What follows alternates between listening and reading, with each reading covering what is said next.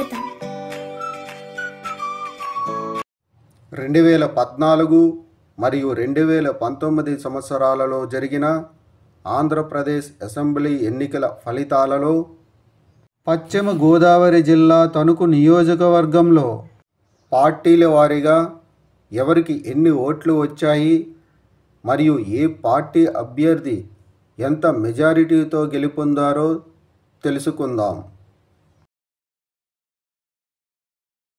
ముందుగా 2014 సంవత్సరంలో జరిగిన ఆంధ్రప్రదేశ్ అసెంబ్లీ ఎన్నికల్లో పశ్చిమ గోదావరి జిల్లా తణుకు నియోజకవర్గంలో తెలుగుదేశం పార్టీ అభ్యర్థి అరిమిల్లి రాధాకృష్ణకు 1,01,015 ఓట్లు, వైఎస్ఆర్ కాంగ్రెస్ పార్టీ అభ్యర్థి చీర్ల రాధాకృష్ణకు 70,067 ఓట్లు వచ్చాయి. 2014 సంవత్సరంలో జరిగిన ఆంధ్రప్రదేశ్ అసెంబ్లీ ఎన్నికల్లో పశ్చిమ గోదావరి జిల్లా తణుకు నియోజకవర్గంలో తెలుగుదేశం పార్టీ అభ్యర్థి అరిమిల్లి రాధాకృష్ణ వైఎస్ఆర్ కాంగ్రెస్ పార్టీ అభ్యర్థి చీర్ల రాధాకృష్ణపై 30,948 ఓట్ల మెజారిటీతో గెలుపొందారు.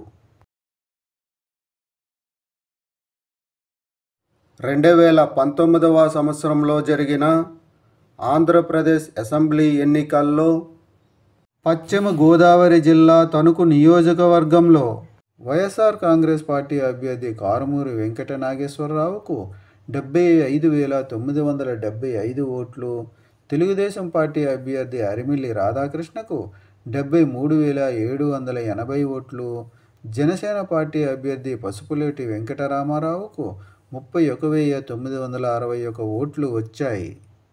2019 సంవత్సరంలో జరిగిన ఆంధ్రప్రదేశ్ అసెంబ్లీ ఎన్నికల్లో పశ్చిమ గోదావరి జిల్లా తణుకు నియోజకవర్గంలో వైఎస్ఆర్ కాంగ్రెస్ పార్టీ అభ్యర్థి కారుమూరి వెంకట నాగేశ్వరరావు తెలుగుదేశం పార్టీ అభ్యర్థి అరిమిల్లి రాధాకృష్ణపై 2,195 ఓట్ల మెజారిటీతో గెలుపొందారు.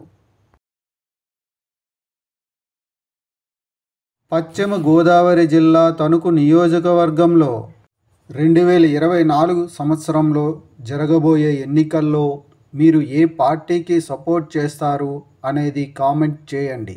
Thank you.